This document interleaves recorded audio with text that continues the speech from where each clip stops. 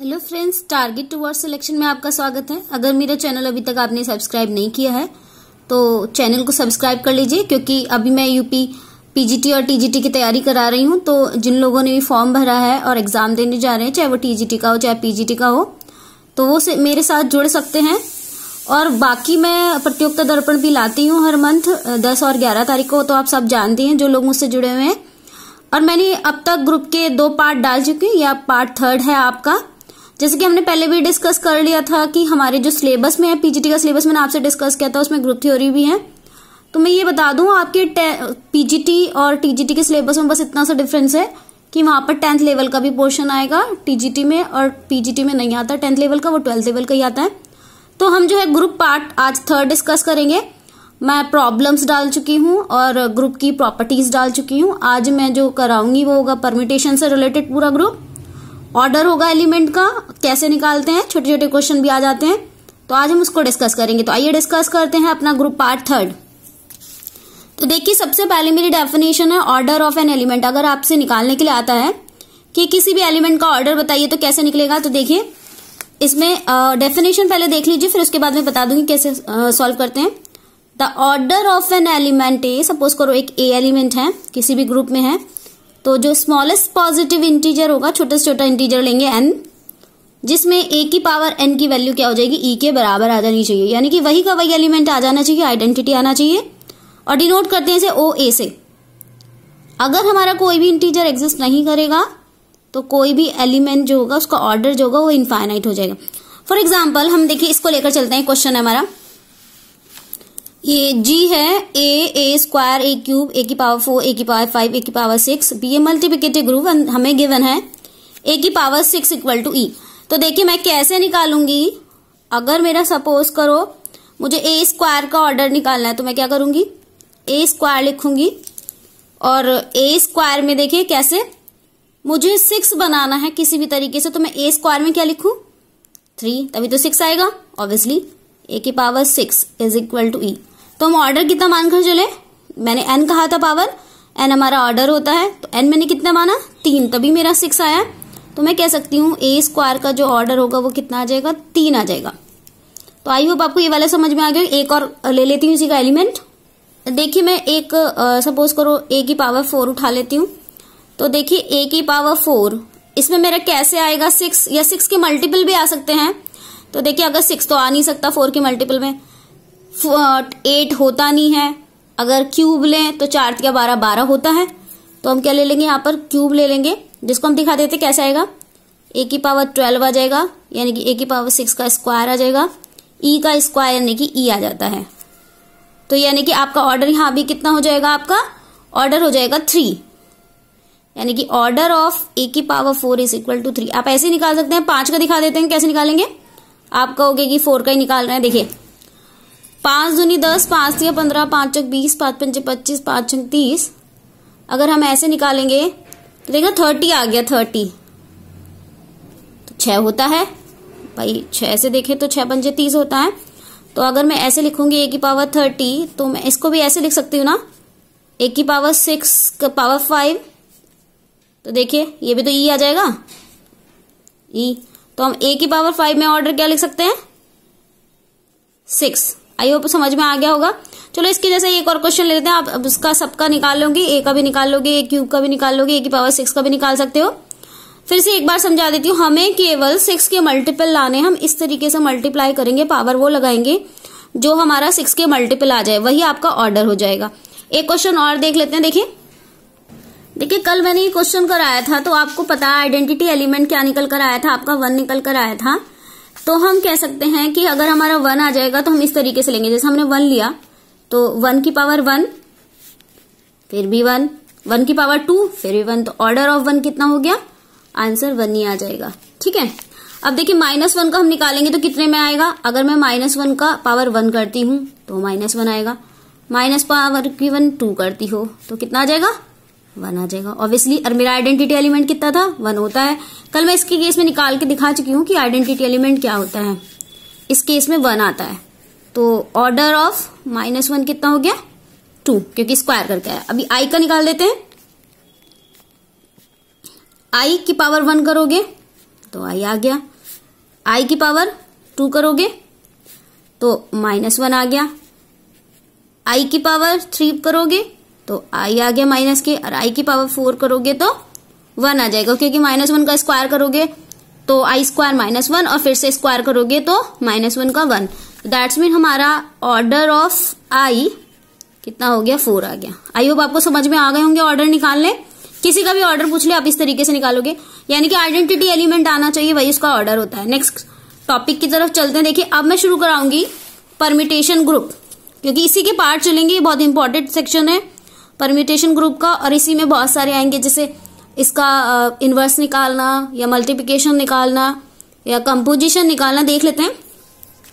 तो देखिए कहते किसे हैं, लेट कंसीडर करते हैं P हमारा है A1 A2 so on AN तक एलिमेंट है, यानी कि फाइनाइट सेट है जो कि n डिस्टिंक्ट एलिमेंट को रखता है। मैपिंग देखिए कैसे हो रही है, F such that P to P हो रही है, यानी कि 1 to 1 और ऑन टू मैपिंग है। हमारा F जो है वो A1 A2 A3 so on AN element होनी चाहिए, और जो इसकी इमेज है वो B1 B2 B3 Bn होनी चाहिए, यानी कि A1 की इमेज B1, A2 की इमेज B2, A3 की इमेज B3 और AN की इमेज Bn। तो देखिए एक एग्जाम्पल मैंने यहाँ पर लिया है। तो देखिए P हमें गिवन है 1 2 3 4, तो 1 2 3 4 हमें गिवन है। 1 की इमेज 2 है तो मैंने लिखा है F1 की वैल्यू 2। 2 की इमेज 4 है तो मैंने लिखा है F1 2 की इज इक्वल टू 4। 3 की इमेज 1 है तो F1 3 इज इक्वल टू 1, और 4 की वैल्यू 3 है तो F1 4 equal to 3। I hope आपको परम्यूटेशन ग्रुप की डेफिनेशन समझ में आई होगी। इससे रिलेटेड कुछ टर्म्स हैं, आइए उसको डिस्कस करते हैं। देखिए सबसे इंपॉर्टेंट सेक्शन है इसका पहला पार्ट, इक्वलिटी ऑफ 2 परम्यूटेशन। हम कैसे दिखाएंगे कि दो जो परम्यूटेशन वो इक्वल है। तो देखिए 2 permutations f and g of the degree n are said to be equal if f equal to g। तो पहले मैं आपको निकाल के दिखाती हूँ। देखिए f1 कितना है, देखिए 1 की इमेज कितनी है 2, तो हमने लिख दिया 2। साथ में g भी लेकर चलते हैं, जिसे पता चल जाए। तो g में 1 की इमेज कितनी है 2, तो ये दोनों बराबर आ गई। अभी तक हमारा बराबर है। f2 की लेकर चलते हैं। F2 की वैल्यू देखिए कितनी है 3 इज इक्वल टू। इसी तरीके से F3 की यहाँ पर F2 की वैल्यू कितनी है 3, तो ये भी G2 की वैल्यू है। F3 की वैल्यू कितनी है 4। G की देख लेते हैं, G3 की वैल्यू ये भी 4। देखिए अभी तक इक्वल चल रहा है। F4 की वैल्यू कितनी आई है 1, और G4 की वैल्यू देखिए ये भी 1। तो आपने देखा कि देखिए सबकी दोनों की, इसकी भी 2 है, इसकी 3 है, इसकी 4 है और इसकी 1 है। तो जब बराबर ये आ गई तो हम कह सकते हैं this is called the equality of the permutation group. I hope ये आपको समझ में आ गया होगा। नेक्स्ट टॉपिक है आपका। देखिए ये आया है टोटल नंबर ऑफ परम्यूटेशन कैसे निकालेंगे, क्योंकि ये तो ऑब्जेक्टिव के बेस पे बहुत इंपॉर्टेंट टॉपिक है कि अगर हमसे क्वेश्चन दे दिया जाए परम्यूटेशन का और टोटल नंबर ऑफ परम्यूटेशन निकालने के लिए बोले तो हम कैसे निकालते हैं, वो होता है आंसर फैक्टोरियल 3। तो देखिए अभी मैं एग्जांपल लेकर दिखाऊंगी आपको कैसे है। सपोज करो P में कंटेन कर रहे हैं 3 एलिमेंट, कैसे 1 2 एंड 3। तो अभी मैं दिखाऊंगी कितने परम्यूटेशन बनेंगे। ये बनेंगे फैक्टोरियल 3 यानी कि 6। तो देखिए कैसे बनेंगे 6। पहले मैं 6 बार लिख लेती हूँ 1 2 3 1 2 3 1 2 3 1 2 3 4 1 2 3 1 2 3। तो देखिए जरा, पहले तो मैं वही का वही बना लेती हूँ, 1 2 3 जैसे है वैसे ही बना लेती हूँ, 1 2 और 3। अब मैंने क्या करा, 2 को इधर शिफ्ट कर दिया और बाकी को लिख देती हूँ 2 1 3। अब की बार क्या लिख देती हूँ 1 3 2। देखिए 1 1 आ गया, बट इनको एक्सचेंज कर दिया। अब क्या लिख देती हूँ 3 2 1, मैंने उल्टा लिख दिया। यानी कि आपको सारी पॉसिबिलिटीज दिखानी है, आपको इधर उधर करके आप सारी दिखा सकते हैं। 2 3 1, एक कौन सा रह गया 3 1 2। तो देखिए पूरा 6 आ गया। आप अपने कॉपी पे करके देखना तो आपको सबको पता चल जाएगा। तो इस तरीके से है। तो ये टोटल नंबर ऑफ परम्यूटेशन 6 आ गए। आप 2 का निकाल सकते हो, कितने भी एलिमेंट दे दे, आंसर फैक्टोरियल एनी आना। ये ऑब्जेक्टिव के पॉइंट ऑफ व्यू से बहुत इंपॉर्टेंट क्वेश्चन है। नेक्स्ट टॉपिक है इसी का आइडेंटिटी परम्यूटेशन ग्रुप। तो ये देखिए आइडेंटिटी परम्यूटेशन ग्रुप, अगर वही एलिमेंट वही आ जाए, यानी कि वही जो एलिमेंट है उसकी इमेज भी वही हो तो आइडेंटिटी होता है। फॉर एग्जाम्पल देख लेते हैं, जैसे कि 1 लिखा है 2 लिखा है 1 लिखा है 2 लिखा है, this is called the identity permutation.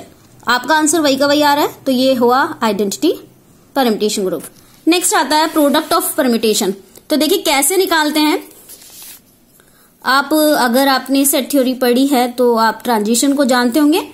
Transitive rule, उसमें क्या करते हैं, अगर एक का रिलेशन दूसरे से है और उसी दूसरे का रिलेशन तीसरे से है तो पहले का रिलेशन थर्ड से हो जाता है ऑटोमेटिकली, तो उसको ट्रांजिटिविटी कहते हैं। तो सेम आपका यहाँ पर परम्यूटेशन ग्रुप का प्रोडक्शन भी चलता है। पहले आपका जनरल एग्जांपल समझाती थी, फिर एग्जांपल लिया मैंने। सपोज A1 का जो है B1 इमेज है, A2 की B2 है, AN की BN है। इसी तरीके से G में B1 C1 है, B2 की इमेज C2 है और BN की इमेज CN है।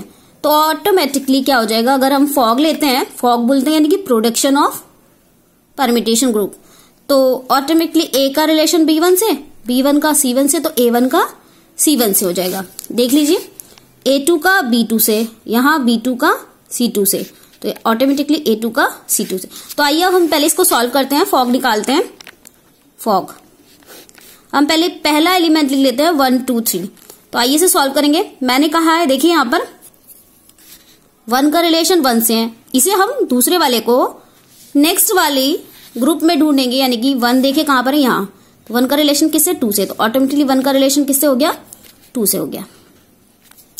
नेक्स्ट देखते हैं, देखना इसी में 2 का रिलेशन 3 से है, पहले वाले में एफ में देखे तो हमने 2 का रिलेशन 3 से है, 3 को ढूंढे, इसका रिलेशन कहाँ है, 3 का रिलेशन 1 से है, तो ये सीधा 2 का रिलेशन 1 से हो गया। अच्छा 3 का रिलेशन 2 से है एफ में, और जी में 2 ढूंढते कहां पर है, ये रहा, 2 का रिलेशन 3 से है, तो 3 का 2 से है, 2 का 3 से है, तो 3 का 3 से क्या। बस आपको जो पहले वाले सेट का जो आंसर इमेज है वो कॉमन लेकर आपको ढूंढनी है, यानी कि जो बी है वो कॉमन होना चाहिए, तभी आप उसका आंसर देख सकते हैं। यानी कि जैसे ए का रिलेशन बी से है, बी का रिलेशन सी से है, ये कॉमन होनी चाहिए। आप एक में ये ढूंढ रहे हो, दूसरे में ये ढूंढ रहे हो, यानी ये चीज कॉमन होनी चाहिए, फर्स्ट का थर्ड से रिलेशन हो जाता है। तो आई होप आपको ये समझ में आ गया होगा। नेक्स्ट टॉपिक लेकर चलते हैं इसकी। देखिए ये नेक्स्ट टॉपिक जो है वो साइक्लिक परम्यूटेशन है। तो डेफिनेशन समझते हैं पहले। सपोज करो कोई हमारा एक परम्यूटेशन है जिसको हमने Pn माना है, डिग्री n का। आप सोचते हैं डिग्री n का कैसे मानते हैं, तो बस आप 4 एलिमेंट ले सकते हो, तो वो 4 डिग्री का हो गया। तो सपोज Pn हमारा एक परम्यूटेशन ग्रुप है डिग्री n का, किसी भी सेट में जिसमें कि डिस्टिंक्ट एलिमेंट n है। तो हम क्या करेंगे, इस तरीके से रो अरेंज करते हैं कि जिनकी एफ इमेज है हर एक एलिमेंट की वो दूसरी रो से रिलेटेड हो, यानी कि जो अगर पहले से लेकर चले हैं तो जो लास्ट वाला होगा वो भी पहले से कनेक्टेड होगा। इस एग्जाम्पल से समझा देती हूँ, अगर आपको समझ में नहीं आता है तो देखिए। हमने एक एग्जाम्पल लिया, P इज इक्वल टू 1 2 5 3 6 4 2 4 5 1 6 3। ये हमने अपनी तरफ से एक एडेंडम कोई सा भी एग्जाम उठा लिया एग्जाम्पल। तो हम देखिए किसका कनेक्शन, 1 का रिलेशन 2 से, फिर 2 का देखो तो 4 से, फिर 4 का देखो तो 3 से, और 3 का देखो 1 से। देखिए वापस वहीं आ गए जहां से चले थे, यानी कि 1 आ गया। तो हम ये कह सकते हैं, अब ये देखिए साइक्लिक नहीं है, साइक्लिक होता तो सारे एलिमेंट वापस आ जाते, लेकिन हमारे यहाँ पर देखिए 2 बचे हैं, 5 और 6 आपस में आइडेंटिटी रिलेशन बना रहे हैं। तो ये एग्जाम्पल साइक्लिक का नहीं है। मैं अगर इसको हटा दूं दोनों को, 5 और 6 को, तो 1 2 और आपका 3 और 4 2 4 और 1 और 3। देखिए ये साइक्लिक बनेगा। कैसे बनेगा, देखिए आप देखिए इसको गौर से। 1 का रिलेशन 2 से है, 2 का फिर 4 से गया, 4 का ढूंढा तो 3 से है, और फिर 3 का ढूंढा तो 1 से है। वापस देखिए घूम कर ये आपस में कनेक्ट है। देखिए 1 2 से, 2 4 से, 4 देखा 3 से है, और 3 देखा 1 से है, तो वापस 1 आ गया। यहां से 1 से चले थे और 1 वापस आपका 1 आ गया। तो इसको कह सकते हैं हम ये साइक्लिक परम्यूटेशन है। तो आपको समझ में आ गया होगा आई होप ये साइक्लिक परम्यूटेशन। एक अब नेक्स्ट टॉपिक देखते हैं, ट्रांसपोजिशन। मुझे यहीं पर इसी चीज से कोरिलेट है ये, अगर मुझे समझाना है तो मैं कैसे लिखूंगी। देखिए परम्यूटेशन ट्रांसपोजिशन, जैसे कि सपोज करो ये पूरा एलिमेंट आ गया तो इसी में हम ट्रांसपोजिशन लिखेंगे। एक एग्जांपल मेरा 1 2 3 1 3 2। तो इसको सबसे पहले तो डेफिनेशन समझिए। ये जो साइकिल होती है जिसकी लेंथ 2 होगी, अगर वो आपस में इंटरचेंज करे सिंबल को और बाकी के अनचेंज रहे तो हम उसको ट्रांसपोजिशन बोलते हैं। तो आप समझ सकते हैं, जैसे कि देखिए ये तो चेंज नहीं हो रहा है, बट 2 का 3 या 3 का 2, ये 2,3 बन गया है, यानी कि आपस में एक दूसरे को एक्सचेंज कर रहे हैं। 2 3 को कर रहा है, 3 2 को कर रहा है, और इसकी लेंथ भी कितनी है, ट्रू ही है क्योंकि 2 एलिमेंट से ज्यादा नहीं है, तो इसको हम बोलते हैं ट्रांसपोजिशन। तो आपको आई होप समझ में आ गया होगा ट्रांसपोजिशन। केवल 2 होनी चाहिए परम्यूटेशन और उनके आपस में रिलेशन होना चाहिए, तो उसको बोलते हैं ट्रांसपोजिशन। देखिए अब इवन और ऑड परम्यूटेशन समझाती हूं। सपोज करो हमारे एक एग्जाम्पल है, तो उसमें अगर हमारी जैसे ये बना है ट्रांसपोजिशन, तो हम कह सकते हैं अगर कोई भी परम्यूटेशन इवन तब होगा जबकि उनकी ट्रांसपोजिशन इवन नंबर में हो, तो उसको बोलेंगे हम इवन ट्रांसपोजिशन। देखिए जैसे ये बना 1 2 3, अगर फॉर एग्जाम्पल और बन जाते, मैं एक एग्जाम्पल से करके दिखाऊंगी, तो 2 3 बन जाता है, 1 4 5 बन जाता है, ये नंबर ऑफ 2s हो जाते हैं, तो इसको बोलते हैं इवन परम्यूटेशन। लेकिन अगर जैसे ऊपर वाले क्वेश्चन में 2 और 3 केवल एक है ट्रांसपोजिशन, यानी कि केवल एक ही बना था, तो उसको हम बोलेंगे ऑड ट्रांसपोजिशन। यानी कि अगर इवन नंबर में ट्रांसपोजिशन बनते हैं तो उसको बोलते हैं इवन परम्यूटेशन, और अगर ऑड में बनते हैं तो ऑड परम्यूटेशन होता है। एक एग्जांपल से समझा देती हूँ। अब देखिए ये क्वेश्चन है हमारा 1 2 2 5 3 4 4 3 5 6 6 1 7 7 8 9 9 8। इसको मुझे बताना है कि इवन है कि ऑड है। तो देखिए कैसे निकालते हैं। पहले मैं वो अलग सिलेक्ट कर लूंगी जहां से पूरा का पूरा मेरी साइकिल घूम रही है। 1 का 2 से है, 2 का 5 से है, 5 का 6 से है, 6 का 1 से। तो देखिए ये घूमी, यहाँ आई, यहाँ आई और यहाँ आई, यानी कि एक कॉम्बिनेशन बन गया 1 आपका 2 और 5 और 6। आप कहेंगे मैंने कैसे लिख लिया, तो केवल ऊपर वाले एलिमेंट लिख लोगे आप, केवल एलिमेंट। तो देखिए 1 का रिलेशन 2 से था, तो मैंने 1 वाला लिख दिया, फिर 2 का 5 से था तो 2 लिख दिया, फिर 5 का सीधे था तो 5 लिख दिया और 6 का 1 लिख दिया। ये आपस में एक साइकिल बना रहे हैं, तो उसको लिख देंगे। अब बचे कौन से एलिमेंट, हमने ये करा, ये किया, ये किया, ये किया, ये देखते हैं। तो देखिए 3 का 4, 4 का 3, तो एक क्या बना ट्रांसपोजिशन, ऑब्वियसली 3 और 4। तो देखिए कौन से बच गए, एक ये बच गए। 7 का 7 से तो खाली 7 हुआ, 8 का 9, 9 का 8, 8,9 हो गया। आई होप आपको ये ट्रांसपोजिशन बनाने आ गए होंगे। तो देखिए हम क्या करते हैं, जो सिंगल होता है उसको स्किप मार देते हैं, जो सिंगल होगा उसको हटा देते हैं, उसको नहीं लिखते, बाकी की आइडेंटिटी लिखते हैं। यानी कि क्योंकि हम जो साइकिल लेंथ 1 की होती है उसको हम हटा देते हैं, क्योंकि उसको आइडेंटिटी परम्यूटेशन बोलते हैं, इसको एमिट करना ही पड़ता है हमें।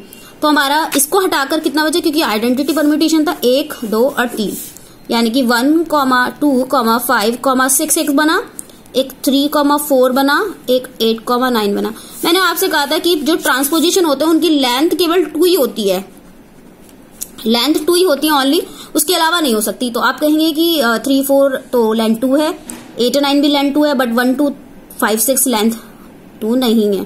तो इसको देखिए हम इसको ब्रेक करेंगे। अब ब्रेक कैसे करते हैं, आप केवल 1 एलिमेंट लिखो, कितने हैं 1 2 3 4, 1 का 2 से लिखो, 1 का 5 से लिखो, 1 का 6 से लिखो, यानी इस 1 का तीनों से लिख दो कॉम्बिनेशन, तो हमारा ये ब्रेक हो जाता है। तो अब हमारे कौन कौन से बने, 1 2 1 5 1 6 3, 4 और 8, 9। तो देखिए टोटल गिन लीजिए कितने हैं ये, 1 2 3 4 5, यानी कि टोटल नंबर ऑफ ट्रांसपोजिशन कितने हैं 5। 5 क्या होता है, ऑड नंबर, और ऑड नंबर हमारे परम्यूटेशन हो गए। आपको निकालना आ गया होगा। आई होप ये आपको समझ में आ गई है। कुछ हम इम्पोर्टेंट टिप्स देख लेते हैं इससे रिलेटेड, परम्यूटेशन से रिलेटेड, जिससे आपको समझ में आ जाए। देखिए मेरे इम्पोर्टेंट रिजल्ट है जो कि आपके ऑब्जेक्टिव टाइप के एग्जाम में काम आ सकते हैं। तो ये देखिए रिजल्ट्स है। पहला दिया है आपको, ये permutation can not be both even और ऑड। जैसे कि आपने अभी देखा भी था, मैंने इवन और ऑड निकाला। देखिए सेकंड वाली हम बता देते हैं। तो देखिए थोड़ा विजिबिलिटी की प्रॉब्लम होने की वजह से इसको, ये जो आपके रिजल्ट है वो समझ में नहीं आ रहे हैं, आप आ रहे होंगे, दिख नहीं रहे होंगे। तो हम कल डिस्कस कर लेंगे इसके पूरे रिजल्ट्स को। तो तब तक के लिए थैंक यू सो मच, आप मेरे साथ बने रहिए और नेक्स्ट वीडियो के साथ मैं आऊंगी कल फिर से। Thank you so much. कल ये रिजल्ट हम पूरे डिस्कस कर लेंगे जो मैंने 9 पॉइंट्स लिखे हैं। तब तक के लिए धन्यवाद।